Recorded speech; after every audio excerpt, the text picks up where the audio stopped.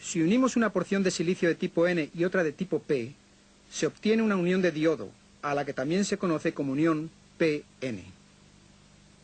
Si añadimos un cable a cada extremo de esta combinación, obtendremos un diodo. El cable de extremo positivo del diodo se llama ánodo, y el del extremo negativo, cátodo. Generalmente el cátodo de un diodo está marcado con un punto rojo o una banda de color. Este es el símbolo esquemático del diodo, con una punta señalando el sentido habitual del flujo de la corriente. La característica más distintiva de un diodo es que permite el flujo de la corriente en una sola dirección, de ánodo a cátodo. Es decir, que la corriente entra fácilmente por el ánodo, el extremo sin marca, y sale por el cátodo, el extremo con la banda o el punto rojo. Y, a la inversa, bloqueará eficazmente el flujo de la corriente en la dirección opuesta. Observando de cerca lo que sucede en la unión PN, entenderemos cómo funciona. Cuando una porción de silicio del tipo P es unida a una porción de tipo N, los electrones libres del material de tipo N serán atraídos por los huecos del material del tipo P, y viceversa. Estos se atraen precipitadamente, se combinan, sus cargas se anulan unas a otras y se crea así un área de material estable y por lo tanto neutral. Recuerde que los lados opuestos se atraen y que los iguales se repelen. El área neutral de cargas anuladas evita, pues, posterior intercambio de electrones o de huecos. Este área actúa como una barrera entre las zonas P y N, evitando posterior migración entre las dos zonas.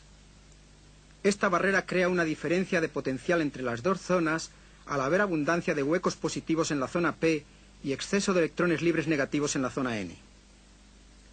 Si entonces aplicamos un voltaje externo a un diodo, podremos ver por qué los diodos conducen la corriente en una sola dirección. Pero antes de hacer esto, debemos integrar en el circuito una carga de circuito tal como una resistencia. Esta resistencia protegerá al diodo en el caso de una sobrecarga de corriente.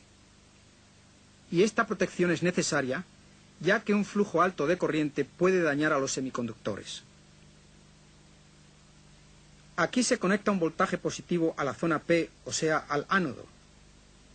Si este voltaje es lo suficientemente alto como para vencer la diferencia de potencial en el dispositivo, también vencerá la barrera neutral de la unión PN. La barrera desaparecerá y la corriente fluirá a través del diodo. El voltaje aplicado de esta forma se llama polarización directa. Cuando se aplica un voltaje a un diodo, deben considerarse varias cosas importantes. En polarización directa, un diodo no conducirá flujo de corriente hasta que el voltaje no alcance una cierta magnitud, lo suficientemente alta como para vencer la barrera. El voltaje con el cual el diodo se vuelve conductor en su polarización directa se llama tensión umbral. Para un diodo de silicio, esta tensión umbral es de aproximadamente 0,6 voltios. Para un diodo de germanio, el segundo material más comúnmente usado en diodos, la tensión umbral es más baja, de 0,2 o de 0,3 voltios.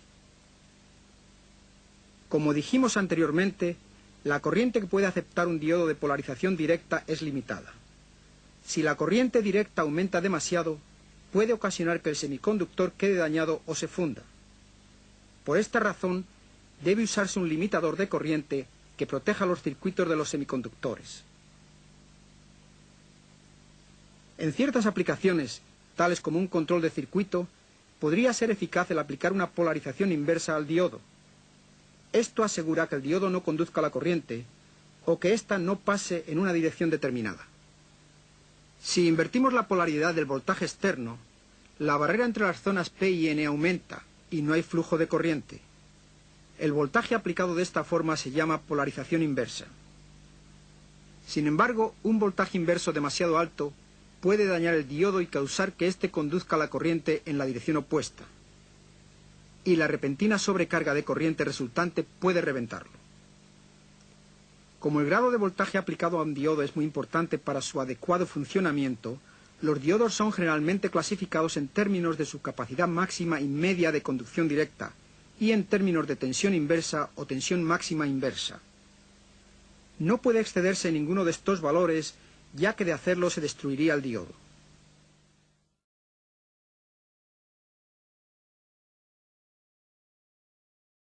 Es muy fácil comprobar el funcionamiento de un diodo. Muchos de los multímetros actuales tienen una función de prueba de diodos.